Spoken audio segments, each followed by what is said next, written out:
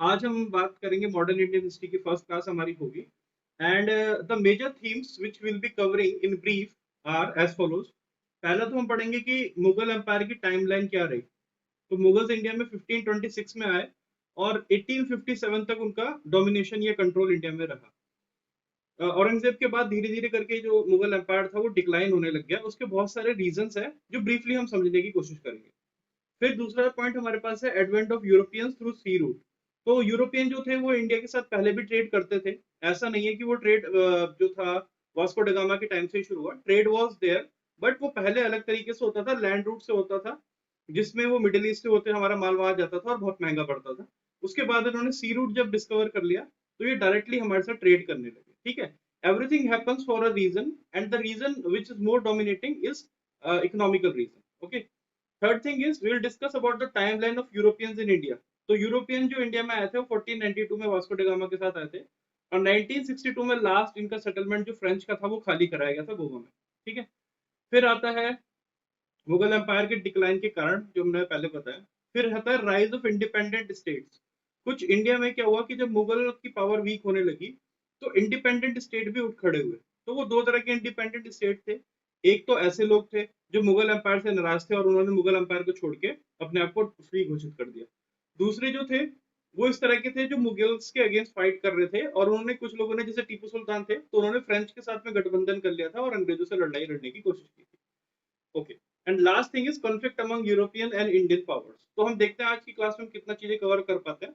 But सबसे पहली चीज ये होती है कि हिस्ट्री आप में से कई लोगों को बोरिंग लगती होगी क्योंकि हिस्ट्री को बड़ा बोरिंग तरीके से बताया भी जाता है। तो history is very important topic to be discussed.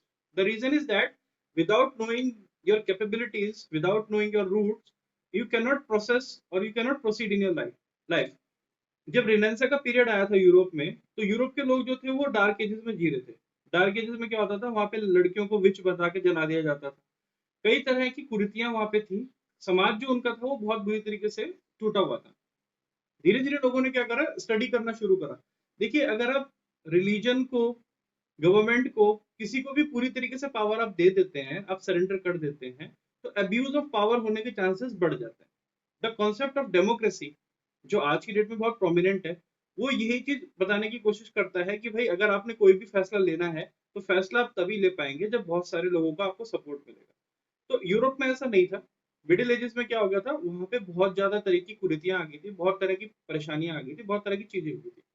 दूसरा क्या था कि यूरोप की जो क्लाइमेटिक कंडीशन है, वो क्लाइमेटिक कंडीशन ऐसी नहीं थी कि वहां पे हर चीज की जो हो सकती है पैदावार हो सके। तो बहुत सारी चीजों के लिए, जैसे कॉटन, यूरोप में ज्यादातर वुलन कपड़े पहने जाते हैं क्योंकि ठंडा इलाका वहां पे काफी बड़ा है, तो वहां पे वुलन के कपड़े पहने जाते थे। कॉटन नहीं होता था उनके यहाँ पे, कॉटन के लिए वो इंडिया की तरफ देखते थे। ओपियम जिसको अफीम बोलते हैं वो नहीं होता था, उसके लिए भी वो एशिया की तरफ आते थे। मसाले और दवाइयाँ, तो यूरोप में दवाइयाँ नहीं थी, मसाले नहीं थे, क्योंकि वो ट्रॉपिकल क्लाइमेट में पैदा होते हैं। इंडिया एक बहुत रिच कंट्री है। इंडिया को अगर आप सोने की चिड़िया बोलेंगे या बोलते हैं तो सोने की चिड़िया बोलने का एक रीजन है। वो रीजन यही है कि इंडिया बहुत ही ज्यादा रिच है नेचुरल रिसोर्सेज में। तो उस रिचनेस को देखते हुए यहाँ के लोग भी अमीर है। जब मैकॉले इंडिया में आए थे 1835 के आसपास, तो उन्होंने क्या बोला कि इंडिया इतना अमीर देश है कि यहाँ पे कोई भूखे पेट नहीं सोता। अब ये हिस्ट्री तो हमें कभी बताई नहीं गई। हमको ये हिस्ट्री बता दी कि अंग्रेजों ने इंडिया को इकट्ठा कर दिया, वरना इंडिया वाले तो आपस में लड़ाई लड़ते थे। ठीक है, तो मैं आपको ये बताऊं कि आपस में बेशक वो लड़ाई लड़ते थे और वो चीजें आज भी हमारे सामने हैं, बट हिस्ट्री हमें पूरी तरीके से बताई नहीं गई है। क्योंकि इंडिया का जो कल्चर है, ट्रेडिशन है, हमारे जो पूर्वज हैं वो ऐसे थे। उनका अगर वॉर की बात करें तो वॉर में उनका कॉन्सेप्ट था कि 1.25 लाख से एक लड़ावा। वो एक बंदे से 1.25 लाख को लड़ाने की ताकत रखते थे, उन्होंने लड़ाया और जीत के भी आ गया है। तो हमें अपनी हिस्ट्री को रिलेट करना होगा, अपने रूट्स को समझना होगा, हमें अपने आप को जानना होगा, और उसको जानने का सबसे अच्छा तरीका है हिस्ट्री। तो हिस्ट्री को कभी भी आप फैक्ट रटने के तौर पे याद करना चाहेंगे तो वो चीजें नहीं हो पाती। आज की डेट में अगर आप देखें हिस्ट्री को, मैं उस दौर में बाद में जाता हूँ, पहले आज के दौर की हम बात कर लेते हैं। आज कोविड का हमारे दुनिया में बहुत आतंक मच रखा है। ठीक है, आपको पता है कि जो कोरोना वायरस है, इस कोरोना वायरस का पेटेंट जो है वो बिल गेट्स ने ले रखा है। कोरोना वायरस चाइना से फैलता है, पूरी दुनिया में तबाही मचाता है, वेस्टर्न कंट्रीज में बहुत बुरी तरीके से तबाही मचाता है। आप मुझे बताइए, अगर वेस्टर्न कंट्रीज का मेडिकल सिस्टम इतना स्ट्रांग है तो वहां पे इतनी ज्यादा डेथ क्यों हो जाती है? जबकि इंडिया में हमारा रिकवरी रेट बहुत अच्छा है। क्यों है हमारा रिकवरी रेट? क्योंकि हमारे आसपास में जो वेजिटेशन है या हमारा जो सिस्टम है, हम इम्यूनिटी को बूस्ट करने के बारे में बात करते हैं। अब रामदेव जी एक दवाई लेके आ गए तो उस दवाई को लोग विरोध करने लगे। भाई पहले पेशेंट को खिला के देख लो, अगर ठीक नहीं होता तो आप क्लेम करो। आपने एक दवाई लॉन्च करी जो कोरोना का इलाज है, और लोगों ने उस पर क्या कर दिया, केस लगाने शुरू कर दिए। तो ये केस लगाने वाले कौन लोग हैं? ये केस लगाने वाले हैं फार्मास्यूटिकल कंपनी। और ये वही फार्मास्यूटिकल कंपनीज हैं जो इंडिया से कई ट्रिलियन डॉलर का बिजनेस लेके जाते हैं। शुगर के नाम पे, डायबिटीज के नाम पे, कैंसर के नाम पे कई ट्रिलियन डॉलर का जो हमारा पैसा है, वो जो होता है ये कंपनी हमारे देश से लेके चले जाती है। आपको ये चीजें पता होनी चाहिए कि वेस्टर्नर्स जो थे, जब वहां पे इंडस्ट्रियल रेवोल्यूशन हुई, तो उन्होंने हर चीज को प्रॉफिट गिविंग मॉडल बना दिया, कैपिटलिस्ट मॉडल बना दिया कि भैया पैसा लगाओ और पैसा निकालो। जो सामाजिक विषमता है, यानी कि अमीर और गरीब का जो भेद है, ये भी कहाँ से आ रखा है? वेस्टर्न कल्चर से आ रखा है। तो हम लोगों को वेस्टर्न कल्चर का पूरी तरीके से गुणगान ना गाते हुए, उनकी अच्छी चीजें लेते हुए अपने इतिहास को समझना पड़ेगा। तो उसी तरीके से जो हमारा ये टाइम था, पहले आप अगर टाइमलाइन देखें, मुगल्स की टाइमलाइन अगर आप देखें, तो मेनली इनका जो स्टार्ट होता है वो 1526 से स्टार्ट होता है। 1565 में जो था, इंडिया जो नॉर्दर्न इंडिया, पाकिस्तान का इलाका है, पंजाब का इलाका है, इससे बहुत बड़े हिस्से पे इन्होंने हमारे कब्जा कर लिया था। कब्जा किया था क्योंकि इंडिया के नहीं थे, ये लोग बाहर से आ रखे थे और बाहर से आके उन्होंने हम पे शासन करना शुरू किया। वही 1498 में क्या हुआ था? 1498 में हमारे देश में यूरोपियंस जो थे वो पहुंच गए थे। तो अगर आप देखिए 1526 और 1498, तो लगभग लगभग लगभग आप मान के चलिए, तो इसमें करीब 98, 200, 28, 29 साल का डिफरेंस है। यानी यूरोपियन इंडिया में पहले आ गए थे वास्को डिगामा के तौर पे, और इन्होंने कहाँ पे अपने सेटलमेंट बनाए थे? इन्होंने साउथ इंडिया में अपने सेटलमेंट बनाने शुरू करे थे। पोर्चुगीज का जो पहली कंपनी खुली थी वो कालीकट में खुली थी 1498 में। 92 में आए थे, 98 तक इन्होंने आके अपने आप को स्टैब्लिश कर लिया। अब इनकी स्ट्रेटेजी को आपको समझना पड़ेगा। जो यूरोपियंस इंडिया में आए थे, इनकी स्ट्रेटेजी बहुत क्लियर थी। इनको पता था कि हम लोग संख्या में इतने ज्यादा नहीं है, इंडिया को अगर डोमिनेट करना है तो हमें डिसीट का रास्ता अपनाना पड़ेगा। इन्होंने क्या करा, जिस राजा के शरण ली उसी राजा को धोखा देके, उसी के साथ गद्दारी करके, कैसे कैसे करके उन्होंने अपने आप को स्टैब्लिश करना शुरू किया। तो 1498 से 1526 में काफी डिफरेंस है। अब अकबर का जो एम्पायर था, उसके बाद जो आपके मुगल्स आए, मुगल्स ने क्या करा, अपने आप को नॉर्दर्न टेरिटरी में बढ़ाना शुरू कर दिया। इनका क्या था, इन्होंने एक सिस्टम बनाया, ठीक है, और उस सिस्टम का जो पीक था वो 1707 पे पहुंचता है। 1707 में इंडिया में मुगल अंपायर जो था वो अपने पीक पे था, और इन्होंने बस साउथ का कुछ पार्ट बचा हुआ था जिसको कंकर नहीं करा था, बाकी पूरे इंडिया को इन्होंने यूनाइट कर दिया था। अफगानिस्तान, पाकिस्तान, ठीक है, इवन तुर्कमेन, इधर ऊपर आपका चाइना की साइड, मंगोलिया मंगोलिया, इस तरफ पे भी इन्होंने काफी बड़े हिस्सा पे कब्जा कर लिया था हमारे पास, ठीक है। अब ऐसा क्या हुआ कि जब इन्होंने, हमको ये समझना पड़ेगा कि जो ज्योग्राफी है वो उस टाइम की डिफरेंट थी और आज की डिफरेंट है। उस टाइम के लोगों की लॉयल्टी डिफरेंट होती थी, ठीक है, उस टाइम का जो सोसाइटी थी उसकी लॉयल्टी भी डिफरेंट होती थी। तो आप ये समझिए कि चाहे मुगल हो या यूरोपियन हो, ये दोनों बाहर से आए। इनके आने का ऑब्जेक्टिव क्या था? इंडिया पे कंट्रोल करना। इंडिया पे कंट्रोल करना क्या मतलब? इनको इंडिया से बिजनेस करना था। बिजनेस करने के लिए इनको फिर टेरिटोरियल कंट्रोल भी यहाँ पे बनाना पड़ा। बस मुगल ये था कि मुगल इंडिया में रुक गए, इंडिया की जैसे थोड़ा ढल गया और थोड़ा इंडिया के कल्चर के साथ उन्होंने मैचअप कर लिया।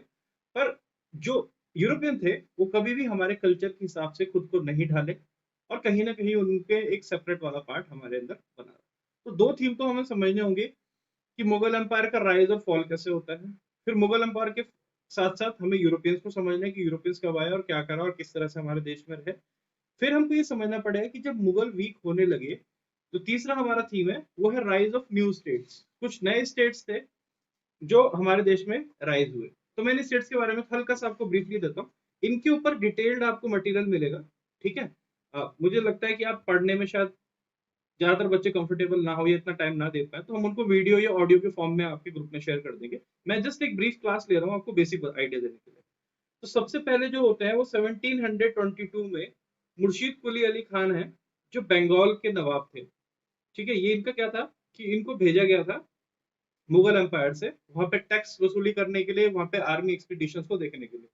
पर इनकी जो उस टाइम का महाराजा था उसके साथ अनबन हो गई, तो इन्होंने अपने आप को फ्री डिक्लेयर कर दिया। तो बंगाल का मतलब यहाँ पे वेस्ट बंगाल, ईस्ट बंगाल दोनों आ जाते हैं। असम का पूरा इलाका आ जाता है और बहुत बड़ा एक क्षेत्र जो था इन्होंने अपने आप को फ्री कर दिया। तो ये पहला इंडिपेंडेंट स्टेट था जो 1722 में अस्तित्व में आया। दूसरा इंडिपेंडेंट स्टेट जो था उनको हम बोलते हैं वजीर नवाब ऑफ अवध। अवध के इलाके के थे ये। अवध हो गया आपका अयोध्या, इलाहाबाद, कानपुर और बनारस को मिला के अवध प्रोविंस थी। तो अवध में वजीर नवाब ऑफ अवध थे। इन लोगों ने अपने आप को क्या करा, फ्री घोषित कर दिया, इंडिपेंडेंट घोषित कर दिया और एक बहुत बड़ी टेरिटरी को कंट्रोल कर दिया। देखिए 1772 तक आते आते जो मुगल एम्पायर था वो सिर्फ दिल्ली और आसपास के कुछ इलाकों तक सीमित हो गया था, बहुत ही कम तरीके से।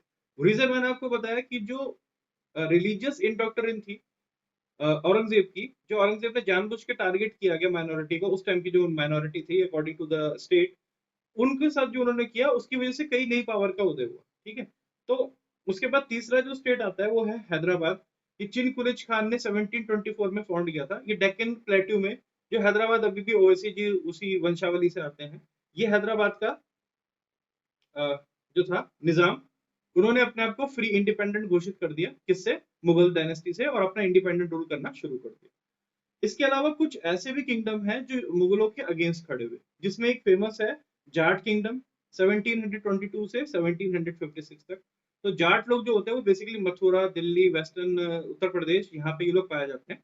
इन लोगों ने क्या करा, इनके खिलाफ आवाज उठाई, मुगल के खिलाफ, और कई बार अंग्रेजों से भी इनकी लड़ाइयां हुई। फिर है राजपूत। इसमें तीन फैमिलीज को हम पढ़ेंगे डिटेल में। एक तो मारवाड़ के राजा, अंबर के राजा और मेवाड़ के राजा। बाकी जो डिटेल होगी मैं आपको ऑडियोज की फॉर्म में, वीडियोस की फॉर्म में शेयर करूंगा। फिर है तीसरे मैसूर के। मैसूर वाले जो है वो बहुत फेमस हो जाते हैं। हैदर अली थे इनके फाउंडर 1761 में, और इनके बेटे थे टीपू सुल्तान। तो टीपू सुल्तान ने मैसूर की लड़ाइयां लड़ी हैं, ठीक है, काफी ज्यादा अंग्रेजों से लड़ाई लड़ी और विनर विक्टोरियस भी रहे। एक काफी दिलेर राजा थे। वो बात एक अलग है कि इन्होंने अपने राज्य में क्या चीजें की, बट अच्छा इन्होंने जो था एक कंपटीशन दिया था अंग्रेजों को, उनसे बहुत अच्छे से इन्होंने लड़ाई लड़ी थी। इन्होंने क्या करा था, फ्रेंच के साथ में जुड़ के अंग्रेजों के साथ लड़ाई करनी शुरू की। ठीक है। इसके अलावा मराठास और सिख के बारे में, सिख जो थे उनके बारे में भी हम डिटेल से पढ़ेंगे। तो कुल मिला के आपको ये समझना पड़ेगा कि जहां पे जो भी चीज होती है उसके पीछे इकोनॉमिकल रीजन। तो इकोनॉमिकल रीजन से ही मैंने शुरू किया था। भारत को बोला जाता है सोने की चिड़िया। क्यों? क्योंकि यहाँ पे एक साल में 4 तरह की तो फसल होती है। यहाँ के लोगों के पास गोल्ड इतना था। स्वर्ण मंदिर के बारे में आपने सुना होगा, उसका नाम स्वर्ण इसलिए क्योंकि उसका जो ऊपर का गुम्बद है वो पूरा सोने से बना हुआ था। भारत के मंदिरों में इतना सोना, इतना चांदी, इतना जवाहरात था जो लोग दान में ही दे देते थे। जैसा मैंने कहा, इंडिया में कोई भूखा नहीं सोता था। भूखा ना सोने का कारण ये है कि लोग मानते थे कि अगर इंसान की सेवा करेंगे तभी भगवान हमसे खुश होगा। तो जो विदेशी लोग थे, खासतौर से जो रेगिस्तान में रहने वाले थे, वो इंडिया में आए। उन्होंने देखा यार इतना अच्छा देश, इसको लूटते हैं और यहाँ पे हम रहते हैं। तो बेसिकली वो सारे के सारे लोग इंडिया को लूटने आए। उन्होंने लूटा, पर लूटने के बाद वो लोग यहीं पे रह गए और यहाँ पे रह के अपने आप को उन्होंने आगे प्रमोट करना शुरू किया। यूरोपियंस भी इंडिया में इसीलिए आए थे कि इंडिया के रिसोर्सेज पे अपना कब्जा जमाए और यहाँ से सारी की सारी वेल्थ को विदेशों में भेजा जाए। ठीक है। इसके बाद आपको थोड़ा सा टाइमलाइन ये याद रखनी पड़ेगी। इंडिया में सबसे पहले पोर्चुगीज आए थे 1498 में, इनकी पहली फैक्ट्री थी। 1492 में इंडिया पहुंचे थे। फिर आए थे डच 1602 में। उसके बाद आए थे ब्रिटिश 1609 में। ठीक है। और ब्रिटिश का जो फर्स्ट सेंटर था वो था आपका सूरत में 1613 में। अच्छा, ये लोग इंडिया में आके क्या करते थे कि एक बहुत बड़ा इलाका जो था वो ले लेते थे और उस बहुत बड़े इलाके में ये अपनी फैक्ट्री लगाते थे। फैक्ट्री का मतलब बेसिकली होता था इनका सेटलमेंट, जहां से ये ट्रेड करते थे। और क्योंकि ये सी रूट से हमारे पास आए थे तो इनके जितने भी होते थे आपकी फैक्ट्रीज या सेटलमेंट होते थे, वो ओशन के आसपास या सी के आसपास ही होते थे, ताकि इनको ट्रेवल करने में इजी हो। हम बोलते हैं ना कि इंडिया को रेलवे का जो दिया है सेट सिस्टम पूरा, ये ब्रिटिशर्स ने दिया है। तो वो इसलिए नहीं दिया कि वो इंडियंस का भला करना चाहते थे। वो देने का रीजन ये था कि इंडिया के अंदर से, यानी कि जो नॉर्दर्न पार्ट है या सेंट्रल पार्ट है, वहां से भी जो हमारा माइनिंग करे या फॉरेस्ट का जो हमारा प्रोड्यूस हो, वो सारी की सारी चीजें ले जाके ये कहाँ तक लेके जाए, जो हमारा पोर्ट होता है पोर्ट तक ले जाए, और पोर्ट से उसके बाद अपने विदेश में लेके चले जाए। ठीक है। ये चीजें इसमें समझनी पड़ेगी। फ्रेंच सबसे लास्ट में आए थे 1644 में, और वो गए हैं 1962 में। 1962 तक उन्होंने इंडिया में अपने सेटलमेंट को छोड़ा नहीं था। ठीक है। इसके अलावा कुछ और चीजें हम देखते हैं इसमें। एक हल्की सी टाइमलाइन और देखिए कि 1613 में British East India Indian company ने क्या करा, पोर्चुगीज के साथ डायरेक्ट लड़ाई लड़ी सूरत में अपने सेटलमेंट के लिए। उसको हराया और वहां पे उन्होंने अपना वेयर हाउस बनाना शुरू करा। फिर 1615 में क्या करा, सर थॉमस रो जो था वो मुगल कोर्ट में गया इन्होंने क्या करा कि इन्होंने ये खाली अपने आप को सूरत जो गुजरात में है वहां तक अपने आप को सीमित नहीं रखना चाह रहे थे। ये क्या चाह रहे थे, इंडिया में राइट्स लेना चाह रहे थे, ट्रेडिंग राइट्स। जैसे आप कुछ समझिए, फॉरेन एफडीआई होता है हमारे देश में, फॉरेन डायरेक्ट इन्वेस्टमेंट होता है, उस तरीके से इन्होंने भी यही करा। अब एफडीआई में भी आने वाले टाइम में क्या होगा कि गवर्नमेंट डिसइन्वेस्टमेंट की पॉलिसी लगा रही है। तो अगर हमने इनको राइट्स दे दिए, अगर इनको हमने एक बहुत बड़ा ज्योग्राफिकल एरिया इनको दे दिया, उसके बाद ये लोग वहां पे क्या कर सकते हैं, अपने आप को मजबूत कर सकते हैं, फोर्टिफिकेशन कर सकते हैं, अपनी आर्मी रख सकते हैं, और फिर एक टाइम पे आने वाले टाइम में इंडिया में भी चैलेंज कर सकते हैं गवर्नमेंट ऑफ इंडिया को। तो एफडीआई देते हुए भी हमें ये ध्यान रखना होगा कि एक बार एफडीआई दी थी मुगलों ने भारत में, तो उसके बाद आप देख रहे हैं आज तक क्या हो रहा है। ठीक है, फिर 1620 में जहांगीर के शासन में मुगल आर्ट, कल्चर, लिटरेचर अपने पीक पे पहुंच गया था। 1627 में जहांगीर की डेथ होती है और उसके बाद उनके बेटे शाहजहां जो है वो राज पे आ जाते हैं। 1632 में क्या करते हैं शाहजहां, एक इंडोक्ट्रिन की पॉलिसी अपनाते हैं। वो क्या करते हैं, हिंदुओं के मंदिरों को तोड़ के वहां पे मस्जिद बना देते हैं या कुछ इस तरह की चीजें कर देते हैं जिससे हिंदू उनसे नाराज हो जाते हैं। ठीक है, 1644 में बहुत इंपॉर्टेंट है, British East India Company builds Saint Fort Saint George in Madras. Britishers ने इंडिया में तीन जगह मेन कब्जा किया था। एक तो इनका था बंगाल, बंगाल में कोलकाता, दूसरा था इनका सूरत, दूसरा था इनका बॉम्बे, मुंबई जिसे आप बोलते हैं, और तीसरा था इनका मद्रास। ये तीन प्रोविंस इनकी सबसे पहले अस्तित्व में आई थी। ठीक है, उसके बाद क्या होता है, अब शाहजहां ने इंडोक्ट्रिन की पॉलिसी अपनाई। अब देखिए औरंगजेब ने क्या करा, शाहजहां को पकड़ के जेल में कैद कर दिया और उसको कहा कि ये सामने ताजमहल है, ये तुम्हारी बेगम के याद में बना हुआ है, अब अपनी बेगम को देखो और जीते रहो। करीब 7 से 10 साल तक उसने अपने पिताजी को कैद करके रखा। और हमारी हिस्ट्री में बताया गया कि he is a man of, he is a god fearing man. अब can you tell me, a god fearing man अपने पिताजी को बंद करके रख सकता है इतने साल तक? अपने भाई को मार के उसने पद जीता था। तो ये कोई ऐसा नहीं है कि हिंदूज में नहीं है, मुस्लिम्स में नहीं है, जो पावर होती है वो पावर इंसान को करप्ट करती है। प्रॉब्लम यहाँ पे ये आती है कि हिस्ट्री लिखने वालों ने फैक्ट को मोड़ तोड़ के दिखाया गया, सही फैक्ट नहीं दिखाया। ठीक है, उसके बाद क्या होता है, 1660 से 1690 में क्या होता है, औरंगजेब मुगल एम्पायर को एक्सपैंड करता है। एक्सपैंड करने में कोई बुराई नहीं है, इससे पहले भी अकबर ने और जो दूसरे राजा सम्राट थे उन्होंने एक्सपैंड किया था। पर एक्सपैंड करने का तरीका क्या था, वो मैट्रिमोनियल अलायंस बना लेते थे, लोगों को अपनी टीम में मिला लेते थे। जो राजा वगैरह होते थे उनकी फैमिली को अपनी आर्मी में एक बड़ा रुतबा देते थे, जमींदारी देते थे। कहने का मतलब है साम दाम दंड भेद यूज करते थे, वॉर को या एक रिलीजन को टारगेट नहीं करते थे। औरंगजेब ने यही गलती करी, उसने एक रिलीजन को टारगेट करा और अपने आप जो था पूरे इंडिया में बहुत ज्यादा उसने वॉर करे। खासतौर से जो साउथ इंडिया में जाके उसने वॉर करे, उसकी वजह से जो जो मुगल एम्पायर फॉल होता है, उसका एक रीजन ये भी था कि लड़ाइयों में बहुत ज्यादा पैसा जो था वो उसने खर्च कर दिया, दुश्मन भी बना लिए जिन दुश्मनों ने आगे आने वाले टाइम में उनकी मुगल की सल्तनत की पूरी जड़ें हिला दी। ठीक है, उसके बाद क्या होता है, मार्च 3 1707, मार्च 3 1707 में जब औरंगजेब की डेथ होती है, उसके बाद के जो राजा होते हैं वो इस चीजों को संभाल लेते हैं। ठीक है, तो ये सारी चीजें आपको हम डिस्कस करेंगे, डिटेल में डिस्कस करेंगे, पूरा मुगल्स को डिस्कस करेंगे। उसके बाद हम इनका आना डिस्कस करेंगे और न्यू स्टेट्स के बारे में भी हम चीजें पढ़ेंगे।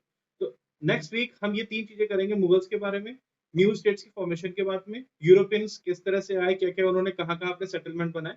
और मैं कोशिश करूंगा सारी चीजें आपको मैप के थ्रू समझाऊं, एक स्टोरी की फॉर्मेट में समझाऊं, ताकि आपको इसमें कोई डाउट ना रहे। समझने के लिए आपको एक चीज समझना पड़ेगा कि मेन ऑब्जेक्टिव या मेन मोटो जो था, इट वाज बिजनेस। आपको क्या लगता है कि दुनिया को गवर्नमेंट कंट्रोल करती है? दुनिया को गवर्नमेंट कंट्रोल नहीं करती, दुनिया को कॉर्पोरेट कंट्रोल करता है, दुनिया को बिजनेस कंट्रोल करता है। बस अगर बिजनेस का मॉडल सस्टेनेबल है तो बहुत अच्छा। चाइना में अनएम्प्लॉयमेंट बहुत ज्यादा है, रीजन क्या है, वो लेबर इंटेंसिव इंडस्ट्री पे काम नहीं कर रहे, वो मशीन इंटेंसिव इंडस्ट्री पे काम कर रहे हैं। तो ये चीजें आपको समझनी पड़ेगी। ये लोग फिर इंडिया में आए। दूसरा एक जो इंडिया के गुलाम बनने का कारण था, वो आपको भी समझना पड़ेगा। वो ये था कि हमारे अंदर एक यूनिटी की स्पिरिट नहीं थी, हम लोग आपस में बटे हुए थे, हिंदू जातियों में बटे हुए थे, मुस्लिम जातियों में बटे हुए थे, हिंदू मुस्लिम आपस में नहीं लड़ते थे। उसका फायदा इन्होंने अंग्रेजों ने आके उठाया। वरना इंडिया बहुत पावरफुल था, है और रहेगा। अगर हम यूनाइटेड रहें, अगर हम नेशन को ऊपर रखें तो हम लोग जीतेंगे, अदरवाइज हम हारेंगे। दूसरी चीज, मुगल एम्पायर में एक बहुत बड़ी चीज हुई थी, मुगल एम्पायर को जो बाहर से नुकसान हुआ उससे ज्यादा नुकसान अंदर से हुआ।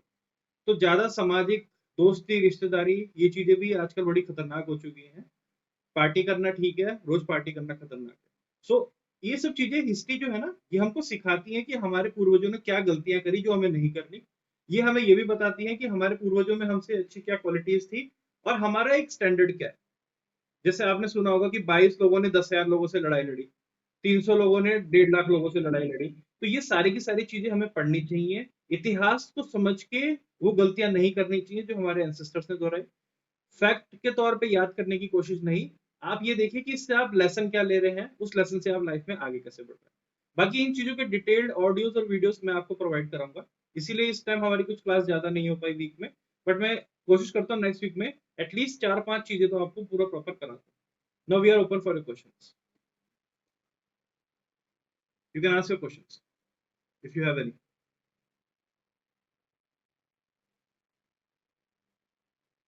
आई होप यू आर देयर और स्लेप्ट। सो तो नहीं गए आप लोग? Any questions?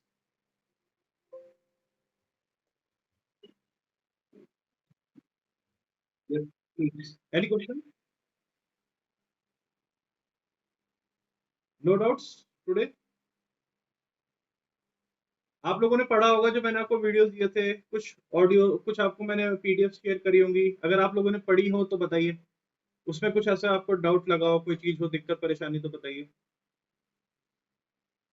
ठीक है, या तो मैंने ज्यादा ही अच्छा पढ़ा दिया, ज्यादा ही बेकार पढ़ा दिया। दोनों ही केसेस में डाउट नहीं होते। समझ आ गया आप लोगों को? ऐसा तो नहीं है कि, ऐसा तो नहीं फ्लाईओवर बन गया?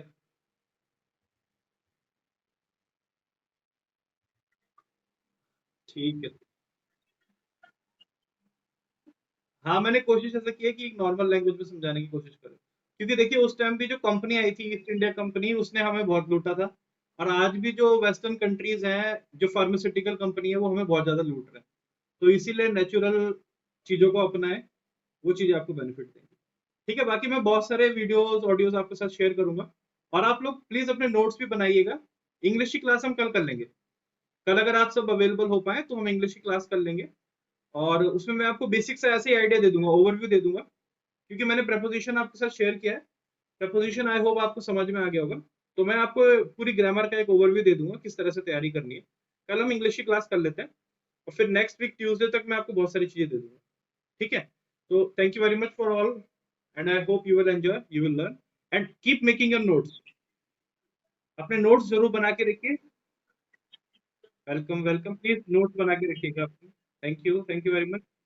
Okay, tomorrow will meet.